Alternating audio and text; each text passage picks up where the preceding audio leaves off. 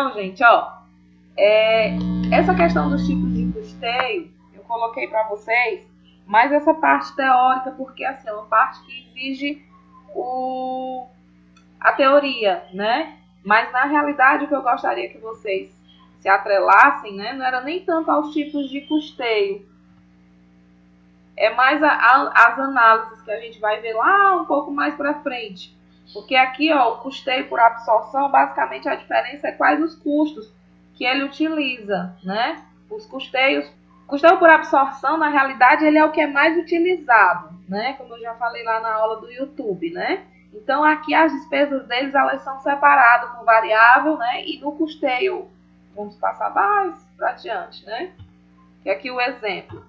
A forma quando o custeio por absorção não está sendo apropriado corretamente, né? Então, ele vai interferir lá no lucro. Mas esse lucro aí seria para a questão da tributação para o lucro de renda, ou para o imposto de renda, né?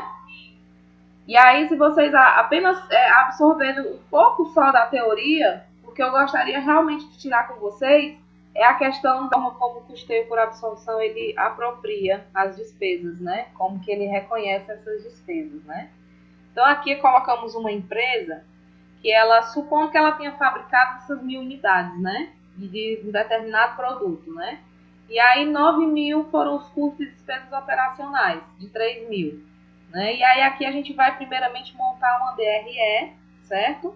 Vamos calcular o valor da receita e o valor do custo pela quantidade que foi produzida, né? Então, a receita, eu teria o quê? Eu teria as 800 unidades, né? Que foram vendidas a R$20, né?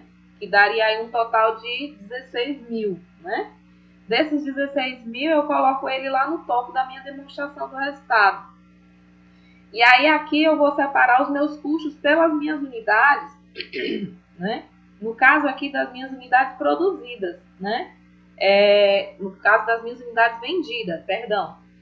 Por quê? Porque, teoricamente, as 200 unidades que eu produzi, elas ficaram no meu estoque, né? Então, aqui ele vai fazer essa diferença. Ele não vai considerar todo o meu gasto de imediato como custo. Teve até uma pergunta, que eu acho que tinha sido o Landim, que tinha me perguntado sobre compra de matéria-prima. A compra da matéria-prima, ela não vai diretamente para o custo, ela vai para o estoque. E depois do estoque, à medida que essa matéria-prima for ser vendida, pelo custeio por absorção, ela vai para o estoque, né? Ela fica no estoque aquelas unidades que não foram vendidas, e para o custo vai só aquilo que foi vendido, para poder avaliar o lucro daquilo que ficou com aquelas despesas, mesmo tendo aquelas despesas sido compartilhadas para produzir aquilo que ainda está no estoque. Mas ela fica ativado, né? Um termo que a gente usa quando quer dizer que a mercadoria está dentro do ativo, né?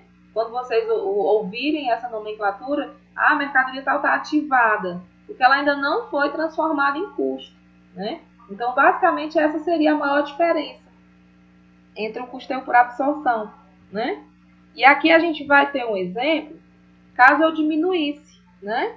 Aqui, se o custo tivesse de R$1.000, tivesse sido classificado erroneamente, né, como despesa, ela iria diminuir o valor do produto, consequentemente iria para a minha despesa. Esse valor ele não iria ficar estocado, né, porque ele iria diminuir o meu custo unitário, e aí o meu lucro ele iria ter diferença. Ou seja, essa classificação incorreta, ela vai reduzir o lucro líquido que foi totalmente deduzido da apuração, em vez de ter sido deduzida antes, né? Aliás, em vez de ter sido deduzida os 80%.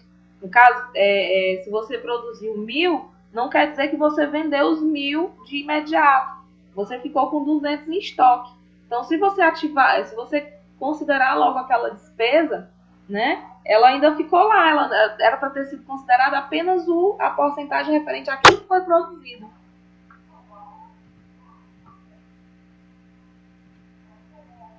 E aí, como eu falei que o custeio de absorção ele é o mais utilizado, porque ele é um dos únicos que ele é tanto aceito no caso de auditoria externa, né?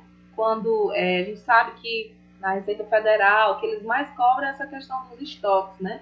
Tem empresa aí que não informa estoque, tem empresa aí que compra 100, né, 100 reais, vamos dar hipoteticamente falando, compra 100 reais e vende só 80, ou então ela vai ficando sempre com essa margem negativa. E aí, esse critério de auditoria, né, que a Receita Federal fica sempre em cima, é que eles estabelecem no mínimo essa margem de 20%. Que tudo aquilo que você compra tem que ficar uma margem no estoque. Não vai ser de imediatamente tudo considerado como custo. Por quê? Porque as pessoas querem de imediato, às vezes, considerar tudo que é custo para diminuir o lucro, para diminuir imposto, né? E que a gente sabe que é erroneamente falando, né? Isso é, a grande maioria dos empresários agem dessa maneira, mas a gente sabe que não é certo. Então aqui, por que ele é um dos mais utilizados, né? Porque ele está tanto de acordo com o princípio da realização da receita, que a receita ela é quando o bem ela é apropriada, quando o bem de fato é vendido, né? Quando eu repassei esse bem para terceiros, eu não vou me apropriar de uma receita que o bem ainda está no meu estoque, né? E da confrontação, onde as despesas elas vão ser reconhecidas à medida que elas vão ser ajudadas a gerar receita. Então vamos lá, se aquele meu produto, se eu vou considerar as vendas por 800 unidades vendidas, então as minhas despesas foram aquelas relacionadas àquelas 800 unidades, né? Então eu vou ter que fazer esse confronto, aquilo que me serviu para utilizar, para gerar minha receita. E também porque ele está de acordo com o princípio da competência, que as despesas são registradas no período em que ela ocorrer, né? E aí ela vai, se ela foi paga, se ela foi recebida ou não, isso não tem importância. E aí vamos aqui ver a distinção do custo variável. Vou passar logo todas as imagens, né? E aqui no custo variável, ele só vai apropriar, né, a produção aquilo que foi variável, né? Os custos fixos ele vai direto na despesa, direto na conta resultado, né? Que aí, independente do que vai, assim, ele não vai agregar valor no estoque, porque ele já tem sido debitado. Se aquela mercadoria ficar lá no estoque, o custo fixo já foi debitado no resultado. Então, suponhamos assim que uma mercadoria, uma produção, ela vire de um exercício para o outro, né? Pós o encerramento, no custeio variável, aquele custo fixo daquela mercadoria já foi considerado. E no custeio por absorção, não. Ele vai ser considerado apenas à medida do que foi produzida. Aliás, à medida do que foi vendida, né? E, no caso aí, como a gente viu, ele vai estar ferindo os princípios contábeis da realização, da competência e da confrontação. Porque os custos fixos eles são reconhecidos como despesa, mesmo que nem todos os produtos fabricados tenham sido vendidos. Então, basicamente, essa é a maior diferença entre o custeio variável e o custeio por absorção. Agora, o custeio variável, né, ele é indicado mais para a tomada de decisões, porque ele vai avaliar, melhor dizendo, a parte financeira, né, a parte monetária, a parte do que tem disponível para a empresa. Então, mesmo que ele tenha tido aquele desembolso logo, para o custo do produto dele, ele não vai utilizar, mas ele vai saber financeiramente quanto que custou aquele produto, aquela produção, para considerar um fluxo de caixa, né? Mas para fins de auditoria, o custeio por absorção ele é o mais utilizado. E aí a gente vem aqui no nosso custeio padrão, né? Que ele o custeio padrão não ele vai pelo valor efetivo ou real, geralmente vai ser por uma estimativa, né? Eles fazem aquela reunião de planejamento estratégico da empresa. E aí, nessa reunião de planejamento, eles fazem aquela estimativa dos custos dele, né? Eles vão estabelecendo um padrão daquilo que eu vou estipular aquele padrão de quanto eu vou gastar por mês. Muitas empresas consideram os fatores sazonais, né? E aí, tanto ele pode ser utilizado como meio termo, para utilizar a empresa pode adotar tanto o custeio por absorção, quanto o custeio variável, né? Pronto. E as diferenças aí entre o custo padrão e o custo real é o que vai ser o principal objetivo aqui da nossa análise da contabilidade de custo, né? Porque independente do tipo de custeio que a empresa adote, o que a gente vai analisar vai ser essa variação entre o custo padrão e o custo real, né? É aquilo que foi orçado e aquilo que foi de fato gasto. Porque a questão aqui, vocês não vão ver propriamente a contabilização dos custos. Vocês vão analisar os custos, certo? A contabilização de custo, propriamente, ela não está sendo feita, né? Porque o que seria essa contabilização? Seria a gente ter a contabilidade geral, né? Fazer os razonetes, elencar, fazer tudo aquilo voltado para o custo. Aqui, porque o que acontece? Muita gente cria um bicho de 7 cabeças. Na realidade, aqui você vai se pôr na figura de você, o gestor da empresa. E você vai analisar os custos, né? Você não vai fazer a contabilidade de custos, você vai analisar os custos da empresa. Então, é muito importante que você tenha a teoria daquilo do que a gente foi explanado e a prática, né? O resultado, né? Vendo as questões, vendo as formas e vendo as situações em que, como gestor, ele deve avaliar, né? Onde foi que ele está aumentando, onde é que ele está diminuindo, onde é que ele deve investir mais, onde é que ele deve cortar custos, né? Então, aqui eu fiz uma separação da classificação dos custos, né? Em relação aos produtos fabricados, porque, assim, custo direto é tudo aquilo que está ligado diretamente ao produto, né? Custo indireto está indiretamente ao produto.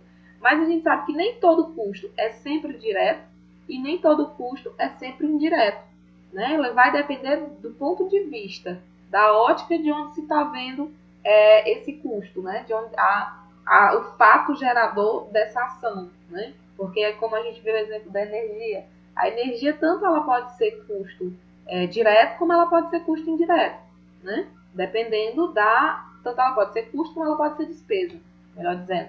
Vai depender da forma como isso está sendo alocado. Como a gente viu lá na unidade 1, naquela questão de designar por responsabilidades os centros de custos, os rateios, né? Então, tudo isso é o que que precisa ficar na essência para que vocês saibam interpretar esses resultados, né?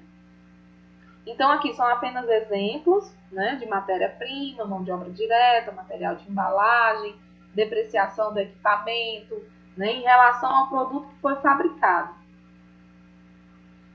Depreciação é um ponto que muita gente se engancha. Por quê? Porque diz, mas depreciação, mas assim, quando uma empresa tem a sua contabilidade de custos bem controlada, ela consegue determinar, por exemplo, uma máquina de prensa. Então, e eu só fabrico, eu só uso essa serigrafia, né, digamos, nas minhas camisetas. Então, eu sei que a depreciação daquilo dali vai ser o meu custo só das minhas camisetas. A depreciação daquela máquina eu posso incluir só lá no custo das minhas camisetas, porque eu sei que aquela máquina só me serve para aquilo. Agora, quando você vai utilizar uma máquina para mais de um produto, é que aí a gente faz essa diferenciação. Então, a energia foi o que já foi falado, né? E aí os custos indiretos, né? Que basicamente eles não dependem de um cálculo propriamente dito. Aliás, eles são custos que dependem de cálculo. Você vai fazer um rateio, estimativa, né? Muitas empresas elas já têm até sistema próprio para fazer esse rateio desse produto, né? Que foi o caso aí que eu tinha falado no slide anterior, a depreciação de equipamentos, né? Quando você usa com mais de um produto, né? Salário do chefe de supervisão, quando você está ali supervisionando várias equipes que trabalham com mais de um produto. Então, tudo isso, horas de trabalho, material gasto, tudo isso vai ser diferenciado, aluguel da fábrica, galpão, e a energia que não pode ser associada. Como eu tinha falado até já na aula presencial, algumas empresas, elas têm ali o controle até do próprio relógio, da energia, né, para saber exatamente o custo de cada produto. Só que isso realmente exige um estudo, né, dentro da empresa, de não só de um mês, mas de 2 meses, comparando com os dados anteriores. Geralmente, um analista de custo, quando ele está na prática, no chão de fábrica, né, o que a gente faz? A gente fica lá só observando como que é a linha de produção de cada produto, né? Então, por exemplo, quando eu trabalhava na indústria, a gente tinha separado por produtos, né? Então, o que a gente fazia? Uma vez por mês, a gente ia acompanhar a produção de produto X, né? A empresa tinha 5 linhas, 5 produtos de frente. Então, uma vez por mês, né? Não todo o setor de contabilidade, mas uma ia verificar a linha daquele produto que estava sendo contabilizado. E aí a gente fazia esse acompanhamento para ver quantidade de hora, quantidade de material gasto, quantidade de tempo que se precisa que a máquina volte a reiniciar, para poder ir anotar tudo, verificar a voltagem da máquina, né? Verificar a luz, né? O tempo de exposição que essa máquina está com a energia elétrica, né? Enfim, é um estudo mais delicado, certo? Mas não vamos focar nisso. Vamos focar mais para frente, que eu quero gastar bastante tempo com vocês lá no... Pronto, então aqui são os exemplos do custo fixo, tá? Aqui só é exemplo, eu vou passar direto, porque lá no videozinho do YouTube eu já detalhei bem detalhado para vocês, né? Os custos variáveis. E aí a gente vê, que vocês conseguem observar, é que a contabilidade de custo ela é bastante complexa, né? Eu costumo dizer que não é uma regra. Aqui a gente já tem os custos semi-variáveis, né? Que eles vão variar de acordo com o nível da produção. Uma parte pode ser fixa, outra parte pode, mesmo que nada seja produzido, né? E aqui mais uma vez a gente vem com a conta de energia, né? Por exemplo, a energia ela vai estar lá. Então, ela vai ser fixa, vai ser variável e ela vai variar de acordo com o nível. Então, quanto mais tempo eu usar a energia, obviamente a minha energia vai lá para cima. Então, quando eu diminuo esse consumo e eu não tenho nada, eu não estou produzindo nada, a minha taxa mínima vai vir, independente da minha produção. Então, já em relação ao nível da minha produção, essa energia ela já seria um custo semi-variável, né? Tudo vai dependendo da ótica que ele está sendo visto, que ele está sendo analisado.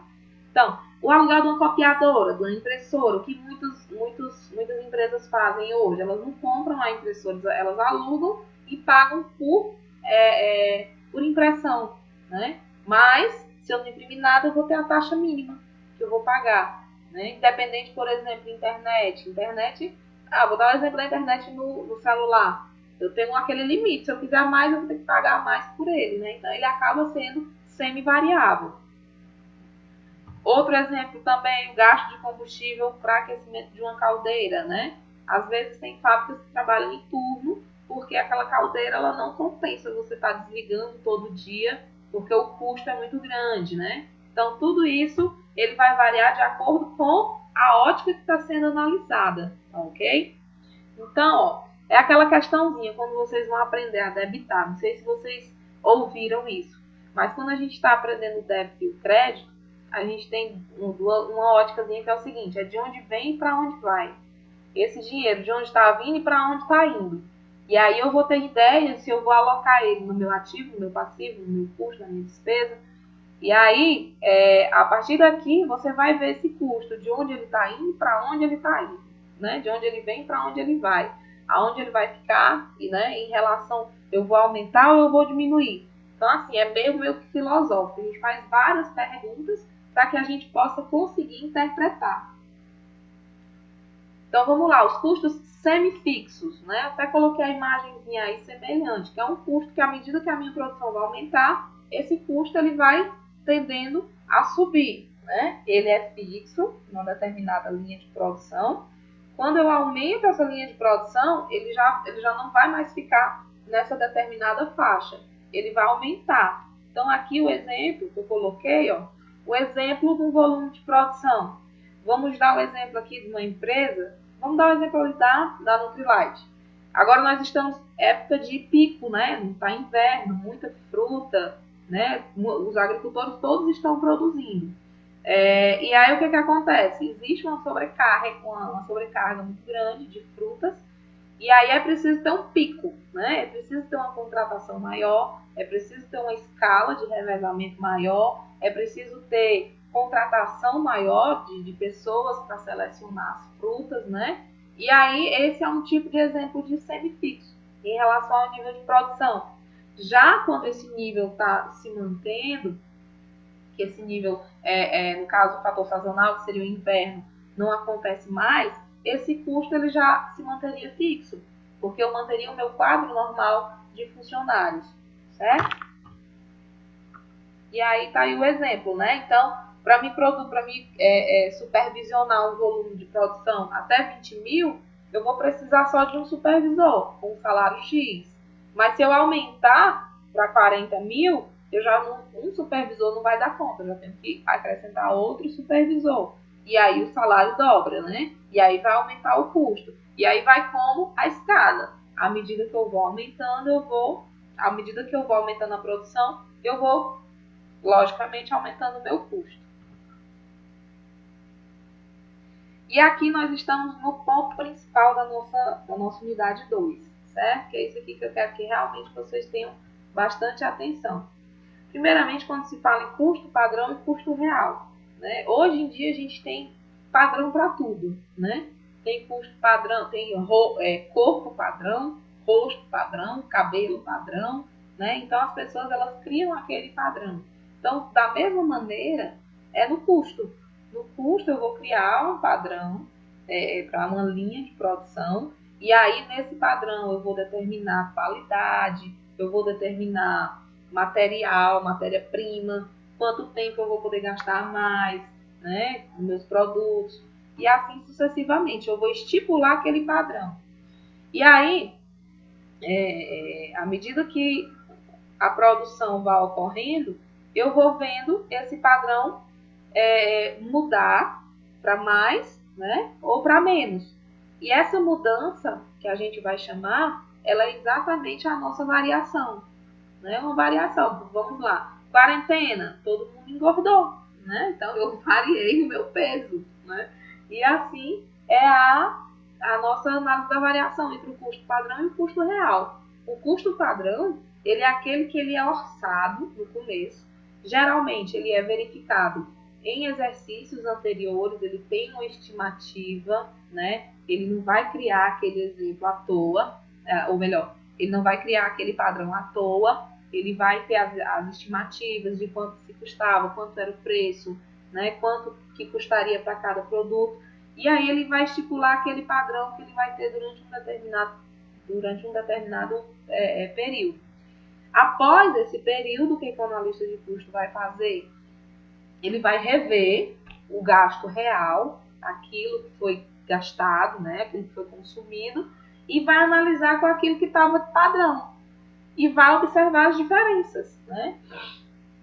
Então, quando a Luana me disse que não estava entendendo nada, estava difícil, mas assim, simplifica. O que você vai ver vai ser apenas a diferença entre o que você orçou e aquilo que já estava, e aquilo que você gastou, né? Suponhamos, eu trabalho para ganhar um salário mínimo e eu gasto 2. Qual é a minha variação? Vai ser negativa. Como é que eu ganho um salário e eu gasto 2? Então eu tenho aí um salário negativo, esse é o meu custo real. Eu gastei 2 salários. Então eu tenho que fazer de tudo para me trabalhar ou para ganhar 2 salários, ou para me reduzir o meu custo para um salário, que é o que eu ganho. Entenderam aí mais ou menos a diferença?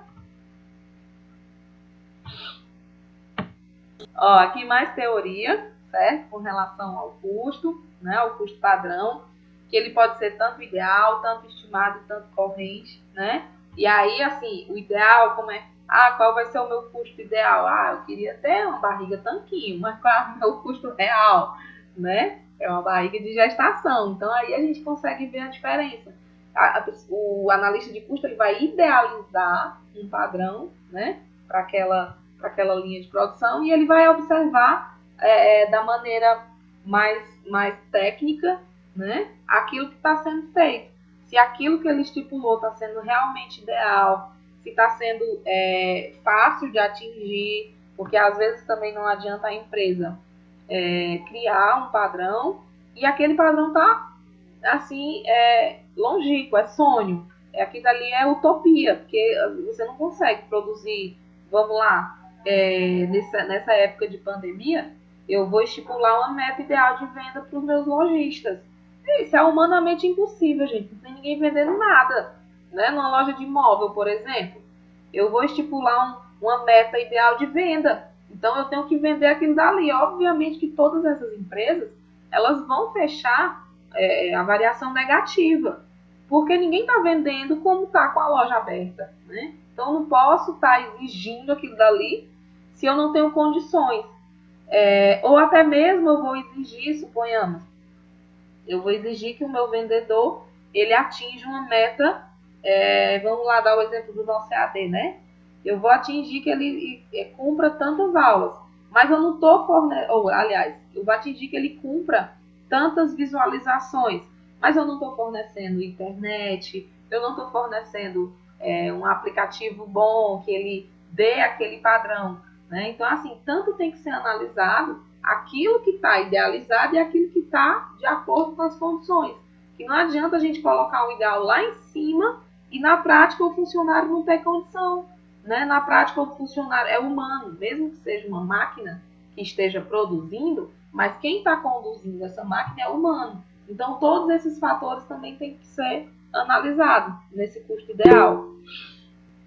Tem que adequar, porque assim, vamos lá, quem trabalha com venda, né? O nosso amigo Landim, quem trabalha com venda, né, sabe que existe uma pressão muito grande com relação às metas, né, para você atingir.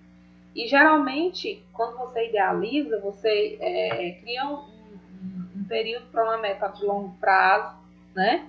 Por exemplo, geralmente eles fazem os projetos daqui a tantos, lá para 2016, eu tenho que ter vendido em tantas regiões aqui da cidade, né? Certo, então vamos lá. O que a empresa está fazendo para que esse vendedor atinja essa meta, né? Então aqui, assim, você estabelece o ideal, mas você tem que dar condições para que esse ideal seja atingido, né? Você está trabalhando com marketing, você está fornecendo transporte para que o funcionário possa se deslocar, né? E aí assim a gente vai analisando essas variações.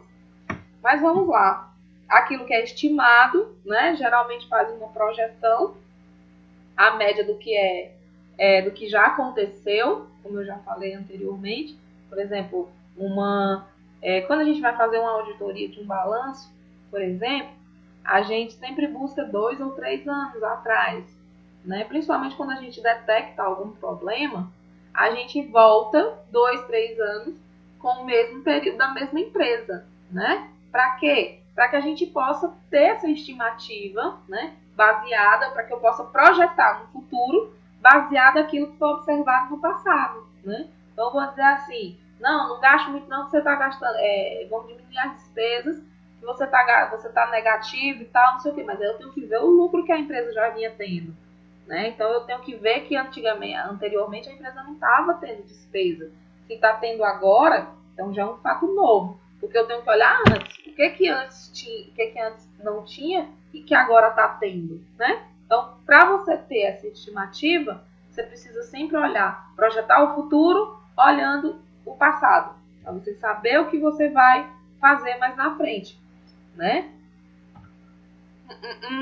Se o nível de desperdício de materiais poderia ser diminuído, aqui também mais exemplo, poderiam ser menores.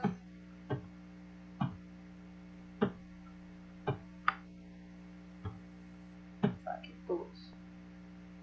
E aí o custo corrente ele é aquele que vai ficar no meio termo, né? Ele vai fixar o que a empresa deve proceder de estudos para melhorar a produção, né? E ele vai levar em consideração essas deficiências e vai ver o que realmente pode ser deficiência da empresa ou não, né? Por exemplo, você vai ter como controlar um aumento de preço, um aumento, por exemplo, de petróleo, para quem trabalha com vendas, tem que ter deslocamento. Isso é uma coisa que está além da alçada da empresa.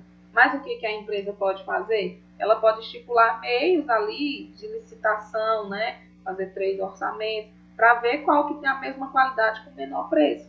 Mas o aumento do preço já não é um fator relacionado com a empresa, né? Já é uma coisa que não é a empresa que vai poder fazer. Então a empresa já tem, se a inflação no momento subiu, então a empresa já vai ter que adequar normas para aquilo que vai ser feito mais na frente. né? Ela já precisa disponibilizar, aumentar a produção para que esse custo elevado ele possa ser sobreposto mais lá na frente com receita. E agora aqui a nossa diferença, né, do custo padrão versus o custo real, né? Custo padrão versus custo real, né? Então, o custo real, como eu já falei, é a realidade da empresa dentro de um determinado período, né? Dentro de um determinado limite de produção. Então, a primeira coisa que se vai fazer é comparar. E você vai ver o que foi e analisar e identificar onde é que está essa diferença, né? E o porquê das divergências. Aqui, basicamente, ó, é uma alusão dessa estimativa que eu falei e localizar a diferença, né? E ver onde é que está. Então, aqui nós temos o quê? Nós temos um custo real, aliás, nós temos um custo padrão que foi estipulado de R$100, né? E aí, a gente viu que o custo real foi o quê? Foi 123. Então, aqui, o que eu tenho que ver? Eu gastei a mais do que aquilo que eu tinha orçado. Então, se eu estipulei 100 e eu gastei 23, qual foi a minha variação? Ela foi desfavorável para R$23. E o outro exemplo seria, eu tinha orçado R$150 e eu gastei só 128. Então, eu tive aqui uma variação positiva, porque eu gastei menor, né? Eu gastei a menor daquilo que eu tinha estipulado como padrão. Então, é isso que vocês vão ter que ter basicamente em mente, né? É estar observando sempre o que foi real e o que foi padrão. E aí, o valor do custo padrão é sempre a referência. A referência é aquilo que eu estipulei. E o real é onde eu vou analisar. E aí, o que é feito? É feito uma análise minuciosa desses custos reais, identificar onde ele está sendo favorável ou não, né?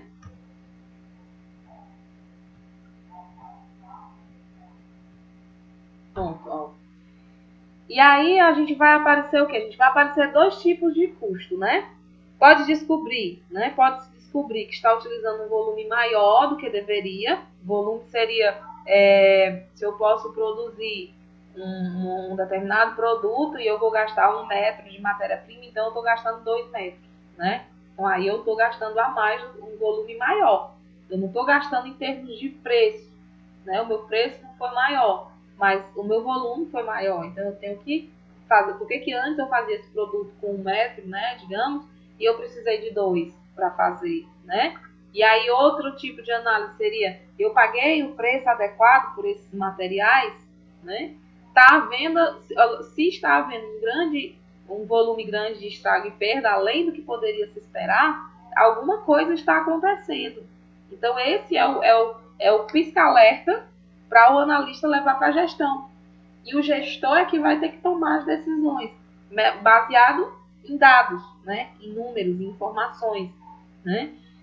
Se a produtividade da mão de obra está aumentando ou diminuindo. Às vezes tem um membro da equipe que está passando por algum problema, que está passando por alguma coisa que não está não tá rendendo o que rendia antes, até algum problema de recursos humanos, né?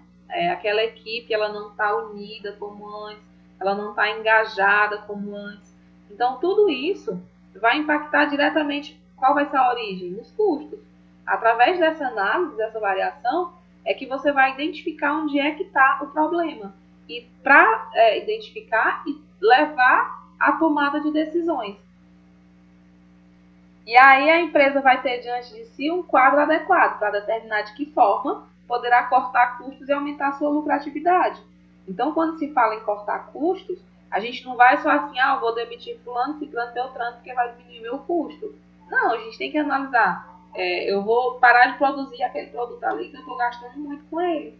Mas mais na frente a gente vai ver que aquele produto talvez fosse o que estava dando maior margem de contribuição. Né? Ele estava gastando muito, mas ele dava uma maior margem do que os outros. Então, tudo isso tem que ser analisado minuciosamente. E aí, para localizar essa diferença, vamos lá. Primeiro de tudo aqui, eu tenho um exemplo onde eu tenho um custo total de unidade por R$340, né? Isso seria o meu padrão. Isso foi aquilo que eu estipulei, aquilo que está orçado. E, na realidade, eu gastei 385. Então, de cara aqui, eu tive o quê? Tive R$45 de variação negativa, né? desfavorável. Por quê? Porque eu gastei a mais, né? Então eu tinha 340 e eu gastei a mais daquilo que eu realmente tinha planejado. Então agora eu vou pegar o quê? Eu vou pegar esses 45 e eu vou tentar localizar onde é que está essa diferença. Eu vou detalhar, eu vou decompor esse meu custo. Porque aqui eu estou dando um custo total, né? Então aí a gente vai, suponhamos que esses 340, eles estejam decompostos da seguinte maneira. Eu tenho ali de material direto, mão de obra, custo indireto. Então aqui eu estou dando todo o meu detalhamento do custo padrão e do custo real. Então esses R$ 45 aqui, ó, esses meus R$ 45 aqui eu vou ter que detalhar. Ah, tá dando R$ 45 desfavorável, mas aonde? É na minha matéria-prima? É na minha mão de obra? É no meu custo indireto? Né? Então eu preciso analisar item por item, né? Opa, eu preciso analisar aqui item por item. Cada um deles eu vou analisar comparando o que foi gasto e comparando o que estava orçado, para me saber onde que está a diferença. E aí vamos lá aqui detalhar. Ó. Meu material direto, eu tinha orçado 170 e eu gastei 15. Aliás, e eu gastei 185. Então 185 menos 170, eu gastei 15 a mais. Então se eu gastei a mais, a minha variação vai ser desfavorável, certo? E aí eu tenho a minha mão de obra. Eu estava orçada 95 e eu gastei 105. Então eu gastei a mais de R$ 10, né? Como é que eu faço isso? 105 menos 95, né? Aqui eu tenho R$ 10 a mais. E aí no meu custo indireto, né, da mesma maneira, eu gastei 95 e eu estava orçado 75. Então eu gastei 20. Então de cara aqui, para a gente ir para o analista ver exatamente onde está o maior gargalo está no meu custo indireto, que foi onde teve a minha variação maior, né? Eu tive uma variação mais negativa aqui no meu custo indireto. E aí, consequentemente, a minha outra variação negativa foi aonde? Em segundo lugar, no meu material direto. Por último, eu estou na minha mão de obra, né? Então, desses R$ 45 que eu tive desfavorável, eu vou ter aqui detalhado a minha variação desfavorável em cada um dos meus itens principais da minha linha de produção. Até aqui, ok? Aí a gente vai detalhar o quê? Nós vimos que nós tínhamos três índices para ser analisado, né? Então vamos analisar um a um. Cada variação daquelas que foi negativa.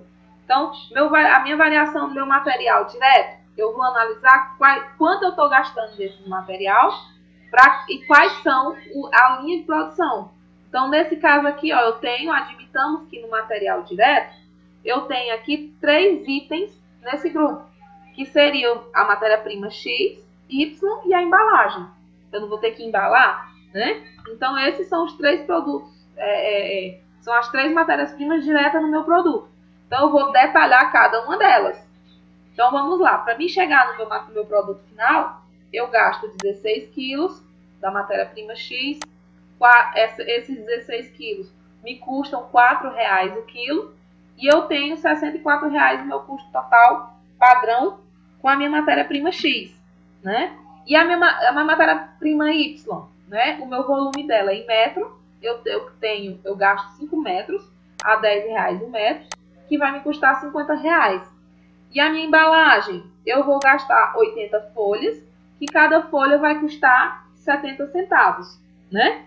E aí eu vou ter o quê? Eu vou ter R$ 50,00 de custo padrão. Isso daqui é o que, no orçamento, baseado nos dados anteriores, é aquilo que a empresa já tinha. E aí o que a gente vai fazer? A gente vai pegar os dados que a empresa teve, orçado de verdade. Soltei fazendo a rocha, Danila. Então, bora fazer. Então, ó, eu vou pegar os dados real e vou comparar agora cada item do meu material direto, né? E aí eu vou pegar o quê? Ó, matéria-prima X com a matéria-prima X e vou analisar item por item, certo? Na matéria-prima X, eu vejo que eu aumentei 3 quilos, né? e eu aumentei 20 centavos. Então, desses 15 reais aqui, eu já tenho aqui decomposto aqui R$ 15,80 da minha variação da matéria-prima X, né? E vamos lá para o próximo. Eu tenho aqui no meu material do meu produto Y, eu gastei de fato 4 metros e eu tinha orçado 5. Então aqui eu tenho uma variação completamente positiva, eu tive 1 metro a menos. Então vamos ver no preço? Ah, mas aí no meu preço, olha só, o que eu economizei no metro, né, no volume, e 1 metro, eu comprei o metro mais caro, bem mais caro, né? Eu comprei a R$ 13,55 e eu tinha orçado em 10 metros. Então, observe que no valor da matéria-prima Y, nós temos aqui uma variação até que positiva, né? De 1 metro no pano, né? Aliás, no volume, porém, o meu preço ficou maior, né? E aí, então, a minha variação vai ser o quê? Desfavorável. Desfavorável em quanto? Porque na soma total, ó, ela ficou a 54,20. Enquanto que eu tinha orçado com 5 metros, eu ainda gastaria menos. E eu gastei 4 metros, mas eu gastei mais. Então, a minha variação foi desfavorável em 4,20. Ok? Agora vamos observar a nossa embalagem. Então, aqui, ó, na minha embalagem, eu tinha orçado que eu iria gastar 80 folhas. E eu gastei 75 folhas. Então, eu já tive uma diminuição na minha quantidade, né? E no meu preço também, ó. No meu preço, eu tinha orçado 68, né? Aliás, eu tinha orçado 70 centavos o preço da folha. E eu ainda economizei 2 centavos na folha. Então, aqui no volume total, ó, da minha embalagem, eu gastei aqui R$ 4,56. Gastei aqui R$ 5 a menos. Então, eu tive aqui uma variação positiva, né? E como é que eu vou saber agora a minha variação total no meu material direto? Então, pronto, ó. Então, aqui, ó, eu vou pegar R$ 15,80 mais R$ 4,20, eu chego em R$ 20, e eu vou diminuir os meus R$ 5, que foi favorável, porque afinal de contas ele me rendeu R$ 5, né? Eu tive uma economia. Então eu não vou acrescentar ela como uma variação negativa, vou acrescentar ela como uma variação positiva. Então aqui, ó, eu vou ter encontrado aqui, eu vou ter a composição do meu custo, da minha variação do meu custo padrão e com o meu custo real da minha matéria-prima, né? Aliás, do meu material direto. Pronto. Então, vamos dar continuidade, né? E aí, essa mesma decomposição, gente, que a gente fez do material direto, né? Ah, tá aqui, que é o que a gente já tinha achado. Agora, nós vamos olhar na quantidade, item por item. Ó, primeiramente, nós olhamos os nossos custos diretos, né? E vamos analisar cada produto.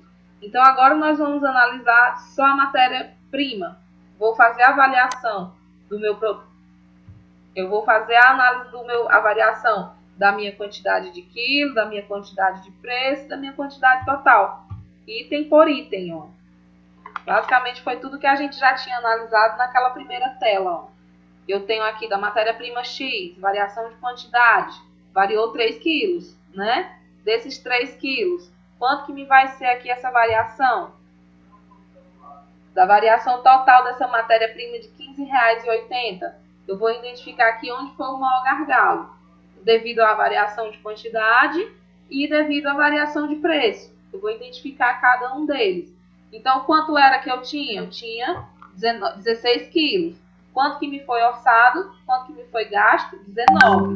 Então, eu tive aqui uma variação negativa de 3 quilos.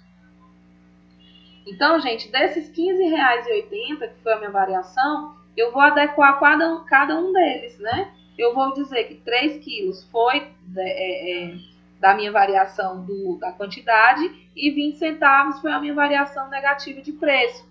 Então, eu tenho 3 quilos aqui, né? Aliás, 3 quilos negativo aqui e 20 centavos negativo no meu preço. Então, se só tivesse havido aí diferença na quantidade, por exemplo, e nenhuma divergência entre o preço, né? Aí já mudaria, ó, seria apenas de 3 quilos vezes o preço padrão.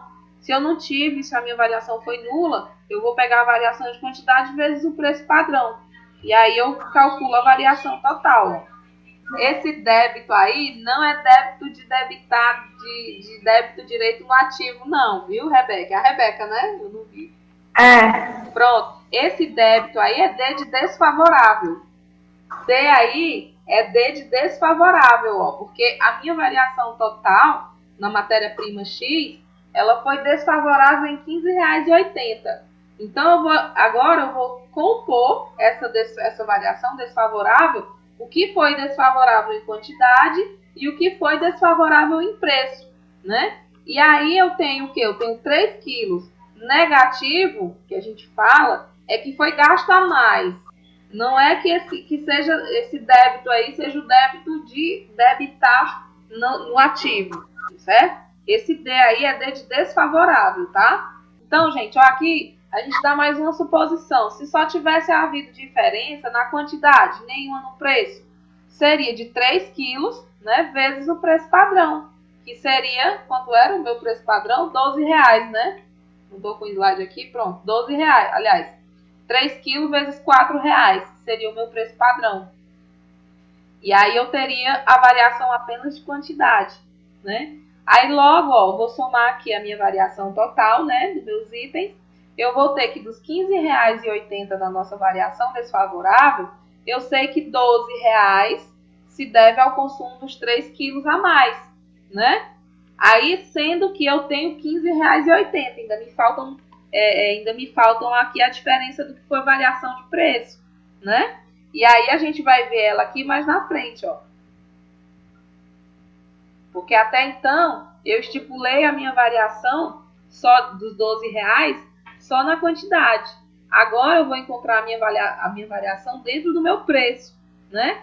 Que aqui, ó, poderíamos admitir que chegaríamos à variação de preço calculando quanto haveria de diferença se só o preço tivesse variado. Então vamos supor que eu não tive variação de quantidade, apenas de preço. Então, eu vou pegar essa minha variação do meu preço, que foi os 20 centavos, e vou multiplicar pela diferença com a quantidade padrão. Ou melhor, eu vou multiplicar a diferença do meu preço vezes a quantidade padrão. Que essa quantidade padrão, quanto seria? Os 16 quilos. E eu, quanto foi a minha diferença? 20 centavos, né? Minha diferença de preço. Então, eu vou calcular 16 quilos vezes 20 centavos. Eu vou chegar à minha variação de preço em 3,20. Agora vamos lá. Aqui nós chegamos em um gargalo, certo? Eu tenho aqui R$12, que foi a minha variação só da quantidade, né? Se a minha variação tivesse havido só na quantidade lá dos quilos. E eu tenho 3,20 na minha variação do meu preço, né? Se eu não tivesse tido variação de quantidade. E eu tenho aqui uma variação total de R$15,80.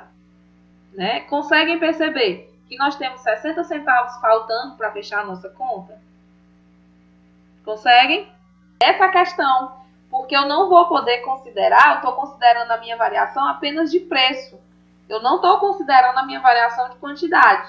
Eu já considerei a variação de quantidade lá na quantidade. Agora eu estou considerando aqui só a minha variação de preço. Então, eu fico aqui com a diferença de 60 centavos. Porque esses 60 centavos, a gente vai entender ele aqui, ó. A nossa variação mista. Que eu tenho o quê? Para explicar a variação mista, eu tenho aqui o meu gráfico do meu preço e eu tenho aqui o meu gráfico da minha quantidade. E aí eu coloco neste gráfico aquilo que eu determinei como padrão. Então, aqui, R$4 é o meu preço.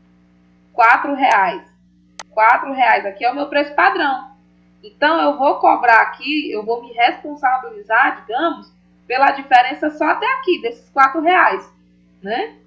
E, por exemplo, quanto era a minha quantidade padrão? 16 quilos. Então, se eu passei 20 centavos, né? Eu vou passar 20 centavos só até o meu preço padrão. Ou só até a minha quantidade padrão. Certo? A minha variação de preço, ela vai se limitar até a minha quantidade padrão. eu não vou poder utilizar a minha quantidade real na minha variação de preço.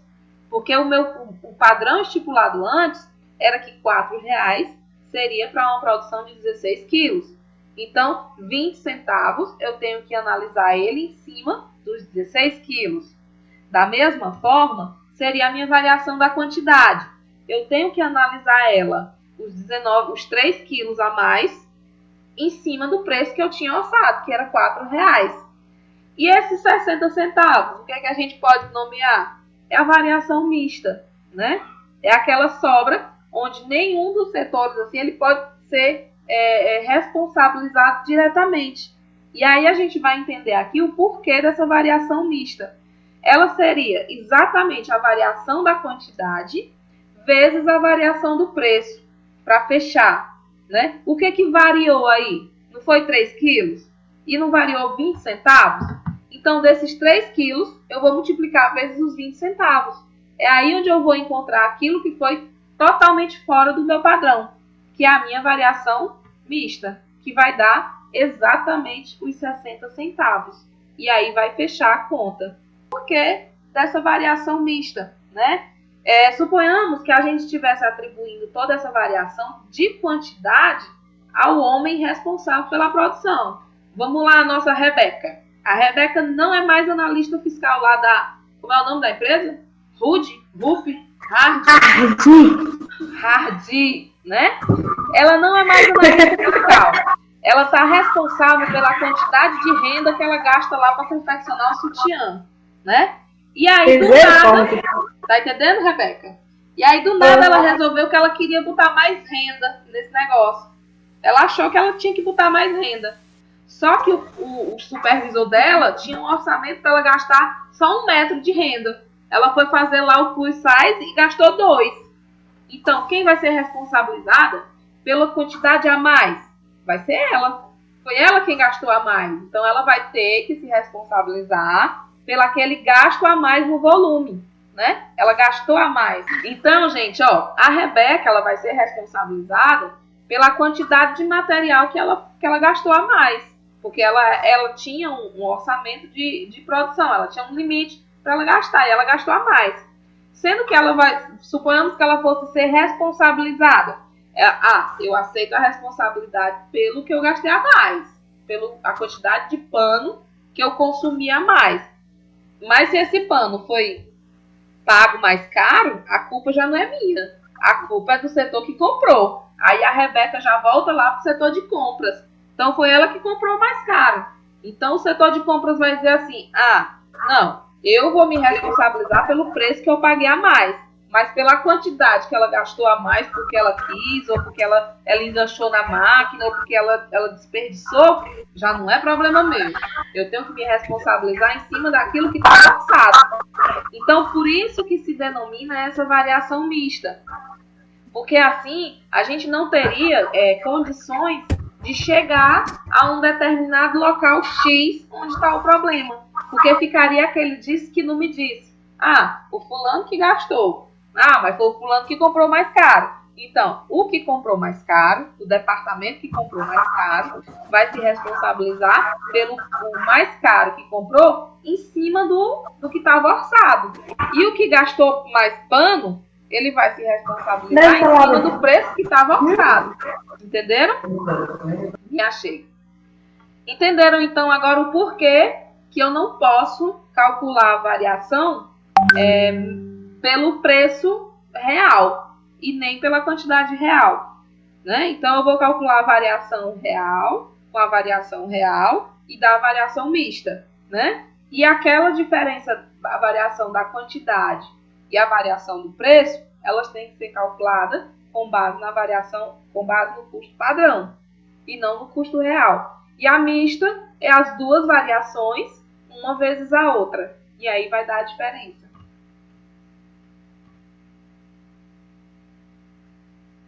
Que aí tudo é isso que eu já citei em exemplo, ó. Teríamos aí uma outra conceituação para o preço, né? Se a gente somasse. Aí o preço já seria 20 vezes os 19 quilos, né? Que já não estaria sendo padrão. Entendeu aí, Rebeca? Que é a primeira solução que você teria dado, né?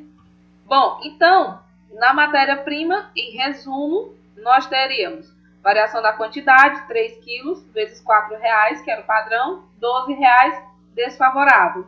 Variação de preço, 20 centavos, vezes 16 quilos, que era o meu padrão, R$ 3,20. Né? Eu vou totalizar R$ 15,20. A diferença seria a minha variação mista, os 20 centavos da minha variação de preço, vezes os 3 quilos da minha variação de quantidade, que eu chegaria a um total aí de R$ 15,80 desfavorável. Agora vejamos o que você aprendeu. Vocês responderam isso? Vocês nem responderam, né? Pronto, ó. Então aqui, variação, custo, totalizando R$ 15. Agora nós concluímos a variação R$ 15,80 da matéria-prima X. Vamos para a matéria-prima Y. Eu tenho 4,20 desfavorável. Então agora vamos supor essa matéria-prima Y e vamos fazer a composição desse material da mesma maneira que a gente fez na matéria-prima X. Ó, esqueci de ajeitar aqui. Aqui é Y, tá, gente? Só copiei a planilha. Então, na nossa matéria-prima X, nós temos o Y, aliás, nós temos uma variação desfavorável em R$ 4,20. Então, vamos localizar onde está o nosso maior gargalo. Se é na nossa quantidade ou se é no nosso preço. Por quê? Porque a gente viu aqui que na matéria-prima Y, a gente gastou 1 metro a menos, né? A gente teve aqui uma variação positiva de R$ 10. Então, vamos lá. Então, eu tive aqui na minha matéria-prima Y uma variação desfavorável total em R$ 4,20. Só que eu tive aqui uma variação positiva de 1 metro que eu gastei a menos na minha quantidade. Então, a minha quantidade ela foi positiva em 1 metro. Então, quanto que eu economizei? R$ 10. Que era o meu metro? O meu custo padrão era 10. Então, eu pego a minha variação positiva e multiplico por 10. Eu tenho aí uma variação favorável. E aí eu vou para a minha variação de preço. A minha variação de preço eu tenho R$ 3,55 de diferença, né? E vou multiplicar pelo meu 5 metros, né? Que era a minha quantidade de metro padrão. Eu vou chegar aí a uma variação desfavorável de R$ 17,75, né? Então, aí eu vou calcular a minha variação mista agora. Eu vou pegar a minha variação positiva da quantidade e a minha variação negativa do meu preço. Meu preço quanto era? R$ 3,55, né? Então, aqui eu vou ter uma variação favorável aí de R$ 3,55. Ah, por que é favorável, professora? Porque eu consegui economizar 1 metro, né? Então, eu tenho aí R$ 3,55 além do padrão, que foi o que eu economizei, né? Eu te diminuí R$ 3,55. Só que quando eu chegar na conta total, eu vou ver que eu ainda vou ficar desfavorável. Por quê? Porque eu tive 10, né? Vamos lá, cadê o meu ponto? Porque eu tive aqui 10 favorável, eu tive 3,55 favorável, que foi o que eu economizei lá no meu metro, sendo que aí eu tive 17,75 negativo, né? Foi desfavorável, que eu gastei a mais no preço. Então, eu tive aí uma variação desfavorável total em 4,20. Então, por isso que a minha variação ficou desfavorável, mesmo eu tendo tido uma variação positiva no meu metro, na minha quantidade. Então, vamos lá. Ó. A variação da quantidade ela é favorável porque gastou-se menos do que o padrão. A de preço ela vai ser desfavorável, já que o preço real por unidade foi maior do que o previsto. E a mista, por que ela é favorável? Aqui a gente vai ver no gráfico, apesar de eu já ter falado. Por quê? Porque a minha variação ela foi além daquilo que estava orçado. Ó. Vou voltar novamente. Nós vamos colocar aqui pontilhado em vermelho o nosso custo real. Pontilhado em verde o nosso custo padrão. Então, a gente vê aqui que ela teve uma variação diferente do gráfico anterior. O gráfico anterior, a variação de preço, ela não passava da variação de quantidade. E a variação de quantidade, ela não passava da variação de preço. Então, a variação mista, ela ficou totalmente fora. Nesse caso aqui, ó, ela ficou parcialmente. Então, ela passou aqui, ela teve uma economia aí de R$ 1 daquilo que estava padrão, né? Aqui, ó. Pronto. Então, por isso, opa, voltando. Então, por isso que ela me ficou favorável, porque mesmo eu tendo passado aqui no preço, ela ainda estava dentro do meu gráfico aqui, ó, no padrão, certo? Ó, ela ainda estava dentro do padrão, mesmo tendo sido o preço mais caro, mas essa variação ainda estava dentro do meu gráfico. Se essa variação ela tivesse ocorrido bem aqui, ó, aí ela estava fora, ela já seria desfavorável, não seria favorável. Então vamos para os nossos exemplos. Aqui nós temos mais um exemplo, né, daquele preço que foi pago. E aí aqui eu peço que vocês calculem as variações de preço, quantidade e mista. Então, basicamente está aqui um retrato da avaliação, certo? Suponhamos aqui, eu vou dar uma suposição da empresa, né, vou dar os dados e eu vou pedir que vocês calculem as variações de preço, quantidade e mista, certo? E aqui basicamente é um exercício, tá, gente? Aí vocês tentem fazer e aí vão dizendo onde foi que vocês engancharam.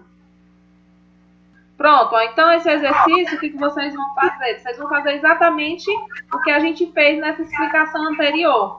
Vocês vão separar aquilo que estava como custo padrão, né? Que está aqui as informações, ó. Preço previsto, por unidade, quantidade de matéria-prima, o custo padrão da matéria-prima. E vão fazer o custo real, né? Efetivo pago, aquilo que foi realmente produzido.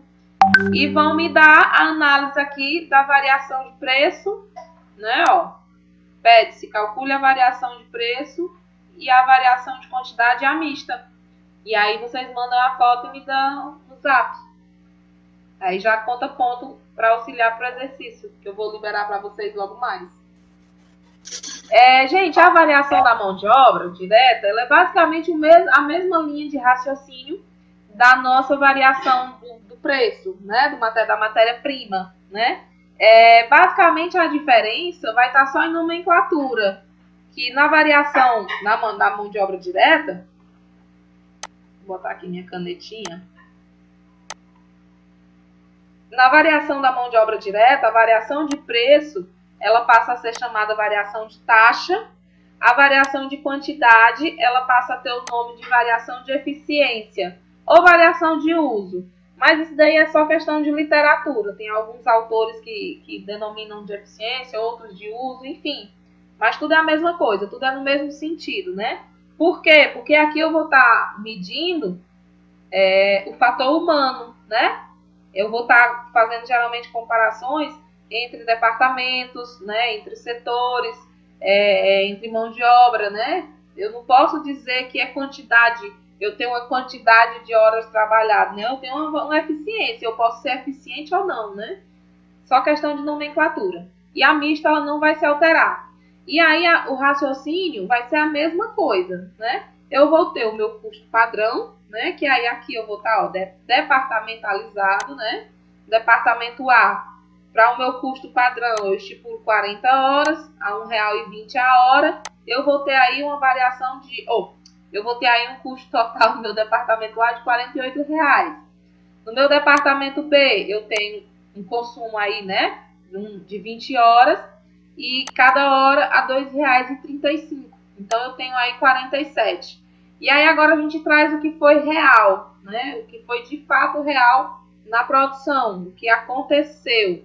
Aí, eu tive aqui no meu departamento A, para me cumprir a minha produção, eu tive que gastar 46 horas.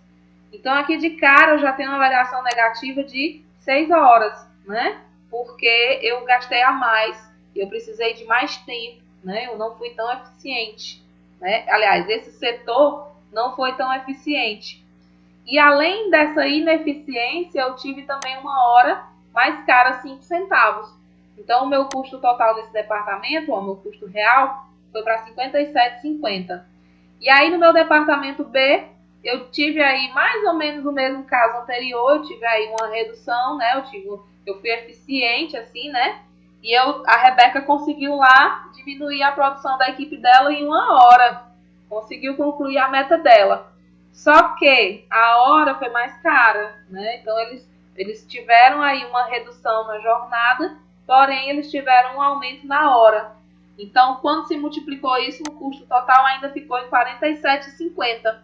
E aí aqui a gente vai analisar agora individualmente cada item, da mesma forma como a gente fez anteriormente na variação da matéria-prima.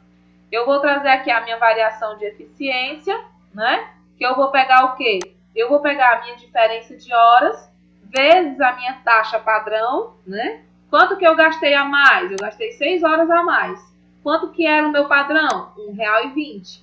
Então, eu tenho desfavorável R$ 7,20, que vai ser 6 horas vezes R$ 1,20, que era o valor da hora padrão, né? Era o valor da taxa padrão. E qual seria a minha variação aqui de taxa, né? Que seria a nossa variação de preço. Essa variação de taxa, eu pegaria a diferença, que era de R$ 1,20 e passou a ser R$ 1,25, então eu tenho 5 centavos de diferença, vezes a minha quantidade de hora padrão, que aí eu chego a um total de R$ 2,00 desfavorável. E a minha variação mista vai ser exatamente o quê? Vai ser os 5 centavos da minha variação de taxa, vezes os meus R$ 6,00 da minha variação de eficiência, que foram as minhas horas gastas a mais e o preço dessas horas gastas a mais. Aliás, e o preço a mais dessas horas gastas a mais, que foram 6 horas vezes 5 centavos, que aí vai dar 30 centavos também desfavorável, né? E aí, somando tudo, ó, R$ 7,20 com mais R$ 2,00 com mais 30 centavos, eu vou chegar em R$ 9,50, né? E no meu departamento B, eu tive lá uma redução, né? Eu tive uma variação de eficiência aqui positiva, né? Eu tive 1 hora a menos e eu vou calcular pela minha taxa padrão. Quanto que era a minha taxa padrão? R$ 2,35. E aí eu tenho 1 hora vezes R$ 2,35, eu tenho 2 horas, R$ 2,35 favorável. Da mesma maneira, na variação de taxa, eu tive aqui, nesse caso, desfavorável. Por quê? Porque eu gastei a hora 15 centavos mais caro, vezes a minha hora padrão, 20 horas. E aí eu vou somar aí, ó, as minhas 3 horas desfavoráveis. E a minha variação mista, ela também vai ser favorável, por quê? Porque ela ficou dentro lá ela foi abaixo lá do padrão, porém, apesar de ter sido mais caro, mas ela ainda foi abaixo do padrão. Então, aí eu tive 15 centavos da minha variação favorável, né? Então, somando o que eu tive favorável, menos o que eu tive desfavorável, eu ainda vou ter uma variação desfavorável de 50 centavos, né? Que somando os dois departamentos, eu vou chegar aos R$ 10,00 desfavorável que tinha lá no início da problemática que a gente levantou aqui hoje, né? E aí seria a variação do custo indireto. Essa variação do custo indireto, basicamente eu não vou pedir para vocês, certo? Porque vai entrar aqui uns problemas a mais, né? Vai entrar um problema aí entre a diferença do que é padrão e real. Vai entrar a diferença entre volume considerado para o cálculo de padrão, volume real de unidade já feita, porque aí isso vai provocar alteração nos custos unitários, devido ao quê? Devido ao que foi o que aconteceu nos custos fixos. E também vai haver diferença causada pela oscilação dos custos em si, porque cada uma dessas variações ela vai alterar lá que estava no custo fixo, né? Aqui, basicamente, também fiz uma decomposição do custo indireto de produção, né? Que anteriormente nós tínhamos o quê? Nós tínhamos aí um custo padrão de 75, indireto, e nós tivemos um custo indireto aí de 95. E aí nós podemos aqui decompor esse custo indireto, né? Seguindo a mesma linha de raciocínio. Aqui tudo é repeteco, apenas com nomenclaturas diferentes, né? Então aqui eu tenho o padrão do meu custo indireto variável, eu tinha R$ 45, né? Isso aqui tudo é informação que geralmente a questão já dá, né? Eu tinha de custo indireto fixo 30 mil, eu tive 1.000 unidades, né, de custo padrão. Aqui ele puxou aqui o símbolozinho monetário, mas não é nem para se considerar não, 1.000 unidades, mês, né? Então, neste caso, o meu custo indireto padrão seria o quê? Seria essa minha variação, né, R$ 45,00 da nossa unidade, vezes as 1.000 unidades produzidas, eu teria aí um custo de 45 mil mês. né? E aí eu vou somar com o meu custo indireto fixo, que era independente do que eu tinha produzido ou não, 30 mil. E aí eu vou chegar ao quê? Eu vou chegar a 75 mil mês. Para me chegar ao valor unitário dele, eu vou precisar novamente agora fazer o inverso. Vou precisar dividir ele pelas 1000 unidades. Então eu tenho um custo total indireto de R$ 75, né? A unidade durante o mês. E aí agora vamos para o custo real. Nós tivemos aqui de CIP real 76 mil. Pronto, então na minha decomposição já dos custos indiretos de produção, né? Meu custo indireto real, eu tive 76 mil mês. E o volume real foi produzido. Então aqui eu vou decompor esse custo. Eu vou pegar os 76 mil e vou dividir pelas 800 unidades. Lembra lá do começo da diferença entre o custeio por absorção e o custeio variável? Está exatamente aqui, porque nessa decomposição eu vou observar o que foi o volume real, nesse caso aqui, produzido. E aí eu iria considerar o que foi vendido ou não, né? Então aqui foram 200 unidades que foi deixado de produzir, né? Porque ele tinha aqui estipulado a meta de 1000 e aqui ele produziu só 800. Então nesse caso eu não vou, mesmo que ele tenha sido comprado por 1000 para 1000 unidades, ele produziu só 800. Então eu vou considerar só as 800.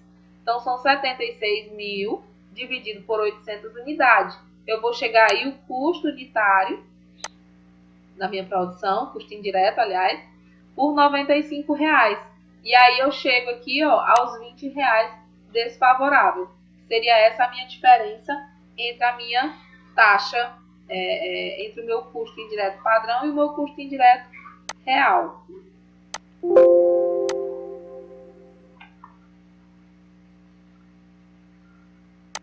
Pronto, então mais um aqui, ó. Vamos lá mais uma vez.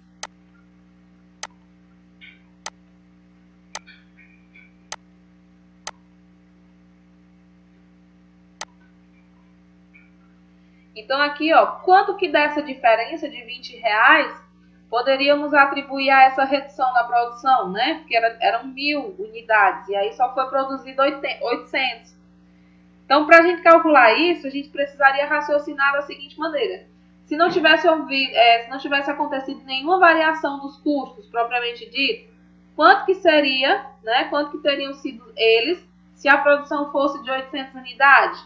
Aí a gente vai tornar aqui, a pegar os nossos custos padrão de 45 e de 30 mil, e eu vou pegar esses 45 mil e vou multiplicar eles por 800. Porque no padrão eu estava em 1000 unidades, não era? Agora eu vou calcular esse custo a 800 unidades, para saber a minha variação no meu volume, né?